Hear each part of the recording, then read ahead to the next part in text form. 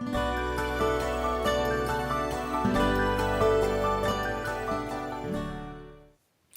everyone, it is January the 2nd on Read Through the Word, and it is great to be with you. There was so much covered in today's lesson. So much, the majority of it we have is Noah's story. And there are some days you're going to notice are short readings, and there are some days are longer readings. Today was one of those days. It really wasn't a lot of reading. We noticed, if this is your first reading through chronologically, notice that you went from Genesis 4 to Genesis 5 to 1 Chronicles 1 through 4. When you read chronologically, this is how it happens. The scripture that may be somewhere else in the Bible that happened at that same time is going to be recorded here. So just notice those things. There's, sometimes it's just something simple like this is the genealogy. Sometimes Chronicles is thrown in there and it's got some real meat and potatoes to the lesson. So make sure you read these things. Every part that he wrote, inspired to be written, is included for a reason. And we learn something from it. Even genealogy you can learn something from. So I just wanted to point that out to you. Maybe you didn't notice, maybe you did. But when I say, even though this was a short reading, that it was full because there was a lot said here. There was a lot said in the phrase. So Noah did everything exactly as God commanded him. Huge phrase for us. Humongous phrase for us. It's a phrase that we need to basically, anchor our life around, for sure. If there was anyone to start us off our new year that we could mimic, emulate, copy, it would be this person, Noah. We learned about the serpent yesterday. We talked about the fact that we're going to be tempted. And we talked about how to avoid temptation, but also how to recognize temptation. Very, very important lesson.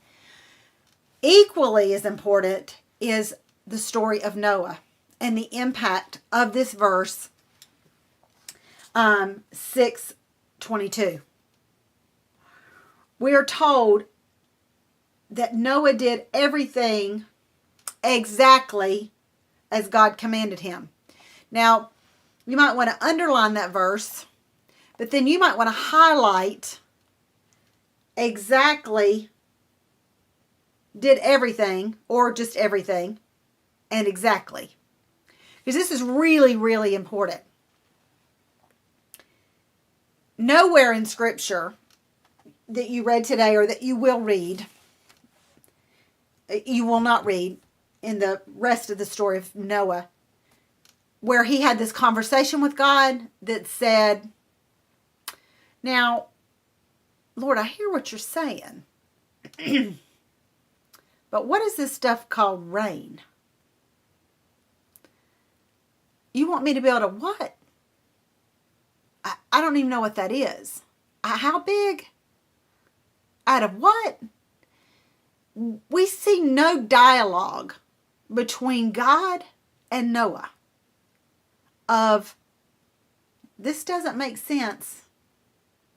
I'm going to need some clarification on this. Now, here's the thing. It's important to clarify, and we don't know that he didn't. It's important to clarify when God's calling us to do something really big. It really is. Word Up Ministries is a prime example. It's my ark. It is. It was months of praying and months of listening and months of following, and through little steps of obedience and listening and having others pray over it to make sure I wasn't hearing God wrong. We don't know that he didn't do that, but we don't see the conversation of, hey, this doesn't make sense. Maybe he did. We don't know. It's not there. It's not recorded. But I love that he did everything exactly as God commanded. And because I am a word nerd, that's just who I am, I wanted to know exactly what did everything exactly meant. So exactly means this in the Hebrew. Now, I'm not saying the Hebrew word of exactly because I didn't put it in my notes, but I would have tried to say it. But here's what exactly means in the Hebrew. This is what God was saying, exactly what God was saying. That Noah did anything, everything, and each thing that he was asked to do. Any little thing, each little thing, every and anything he was asked to do, he did it. Huge verse for us to start the year with. Only the second day, and God is already challenging us with the 4-letter word of obey. We have to obey God when it sounds really, really fun. We have to obey God when it sounds really, really not fun. When it sounds like it's a cinch. When it sounds like it's completely off the range difficult. Basically, there's not a time when disobedience is an option. You might want to write that down. There's not a time when disobedience is an option.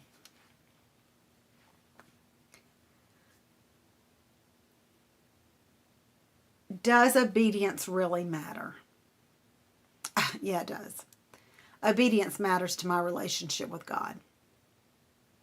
It does. It creates a trust and a bond between me and God, and also between God and me. When I obey, God sees that he can trust me. And when I obey, I see that I can trust God. My obedience matters to the lost. It mattered to all of those people. Now, the only people that were saved were the 7 of his family and him, because nobody believed him. But it mattered. Obedience matters to the hurt and the lonely and the grief-stricken that God is calling you to minister to. Obedience matters to them. So, bottom line here, friends, build the ark. If he's asked you to build the ark, verify, solidify, pray, ask others to pray. But you may say, I don't have the resources to build an ark.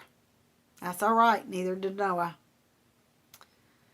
I didn't have the resources and still don't have the resources to carry through with all of the things that I believe God's calling me to do through Word Up Ministries. But I obeyed, and I believe him and his faithfulness to follow through with what he wants done here. It's not mine. That doesn't have anything to do with me other than I obeyed to open the door.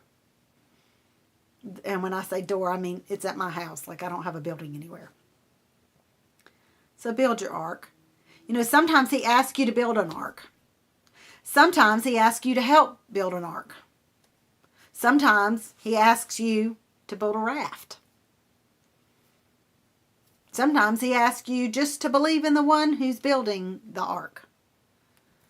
And I've got lots of friends who have believed in me as I have started out in this venture of ministry. And they've stood with me and they're building the ark with me. Whatever that looks like. Here's the thing. We do not want to miss out on our ark experience with God because we disobeyed. It's just not worth it. The price of disobedience is not worth it. Not because something bad's going to happen to us. Not because something bad is going to happen, but because you will miss out on the richness of a relationship with a loving God who has big things in mind for his children. And he needs you. And he needs me. Well, let me rephrase that. He doesn't need anybody. He wants us to participate. Oh, don't miss the experience of saying, yes, I'm sorry. Don't miss the experience of obeying God. Because you can't, there are no words for it. There are no words for it. It's the feeling that you know when you get to heaven, you can't wait to lay it at his feet. That's how great it is. Yeah. Disobedience is not worth it. We'll see you tomorrow on Read Through the Word.